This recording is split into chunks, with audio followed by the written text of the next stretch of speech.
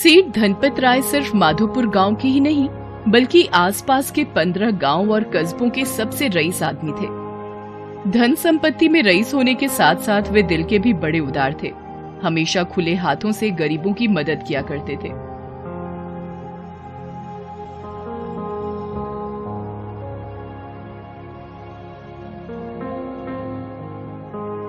उनके दरवाजे से आज तक कोई खाली हाथ नहीं लौटा था।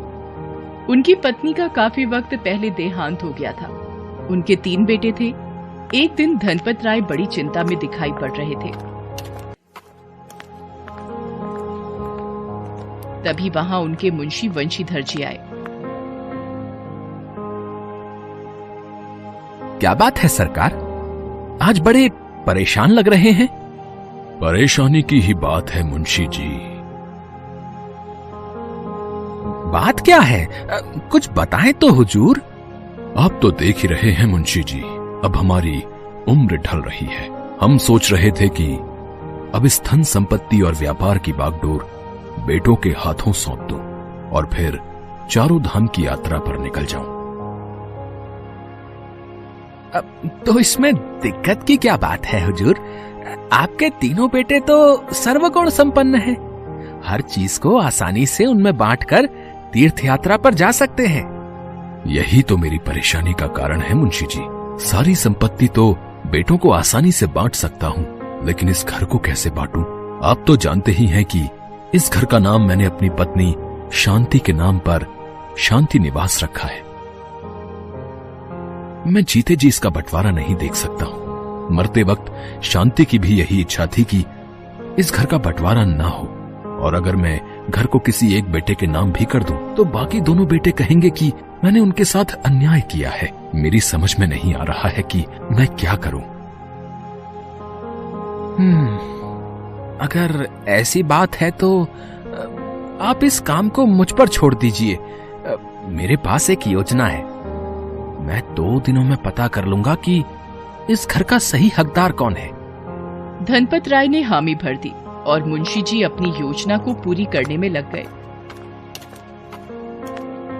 अगले दिन मुंशी जी धनपत राय के बड़े बेटे मोहन राय से मिले और उसे एक फल देते हुए कहा, बेटे मोहन, कल मैं एक सिद्ध महात्मा से मिला था। उन्होंने मुझे ये दिव्य फल दिया है और कहा है कि इस फल को खाने से सारे रोग और कष्ट दूर होते हैं और इंसान की आयु लंबी हो जाती है। अब मेरी तो उम्र हो चुकी है बेटा, इसलिए सोचा कि ये फल मैं तुम्हें दे दूं। मोहन ने फल लिया और मुंशी जी के देखते ही देखते उसे खा गया। उसने फल किसी और को नहीं दिया बल्कि पूरा खुद ही खा गया। इसके बाद मुंशी जी धनपत राय के दूसरे बेटे गोपाल राय के पास गए और उसे भी एक फल देते हुए वही सारी बातें बताई जो उन्होंने मोहन से की थी। अगर ऐसी बात है तो इस फल के 4 टुकड़े कर दीजिए मुंशी जी। वो भला क्यों बेटा? मैं इस फल को अपनी पत्नी और दोनों बच्चों के साथ मिलकर खाना चाहता हूँ। अगर मेरी उम्र लंबी हो जाए और मेरी पत्नी और बच्चे ही साथ न रहें, तो इस तरह जीने का क्या फायदा। फिर गोपाल ने एक चाकू से फल के 4 टुकड़े किए और उन्हें अपने पत्नी और बच्चों के साथ मिलकर खा लिया।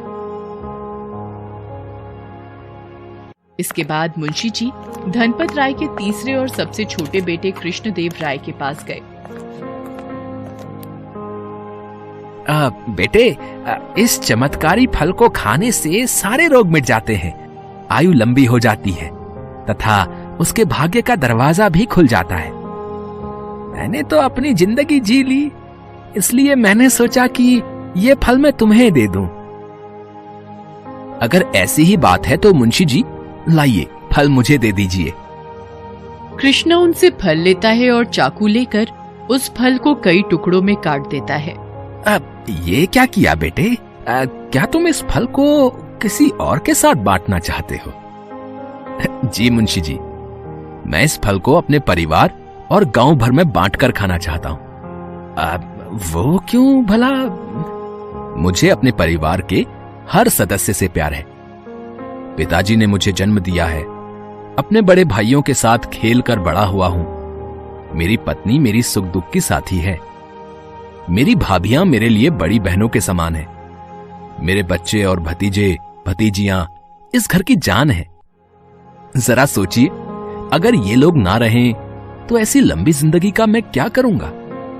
इसी तरीके से हमारे गांव वाले हमारी खुशियों और दुख में शामिल होते हैं। अगर गांव वाले ही हमारे साथ ना होंगे तो हम अपनी खुशियां और दुख किसके साथ बांटेंगे।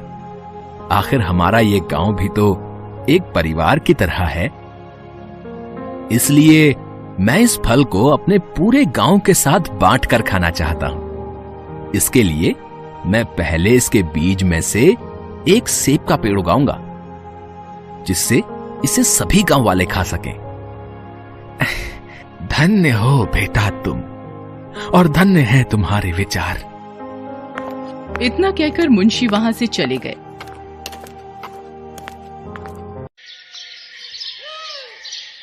दो दिन बाद मुंशी जी जब धनपत राय से मिले तो धनपत राय ने पूछा, कहिए मुंशी जी, कैसी रही आपकी योजना? कुछ नतीजा निकला या नहीं? एकदम सही नतीजा निकाला है मैंने हुजूर। तो बताइए, क्या फैसला किया है आपने?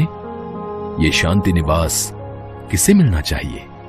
इस शांति निवास का असली हकदार आपका सबसे छोटा बेटा कृष्णदेव राय है सरकार। अब वो कैसे? मुंशी जी धनपत राय को सारी कहानी सुनाते हैं और फिर कहते हैं, आपका तीसरा बेटा इन सबसे अलग है। उसे अपने परिवार के सभी सदस्यों की ही नहीं बल्कि पूरे गांव की परवाह है। कोई भी घर और गांव ईंट पत्थर से नहीं बल्कि उसमें रहने वाले परिवार के सदस्यों और आसपास के रहने वाले लोगों से बनता है। घर गांव की परवाह वही कर पाएगा जिसे अपने पूरे परिवार पूरे गांव की परवाह हो। इसीलिए इस घर का सही मालिक आपका छोटा बेटा कृष्णदेव राय ही होना चाहिए। धनपत राय ने ये फैसला सुना तो उनका मन प्रसन्न हो गया। मुंशी जी के फैसले को सही मानते हुए उन्होंने शांति निवास अपने छोटे बेटे कृष्णदेव राय के नाम कर दिया।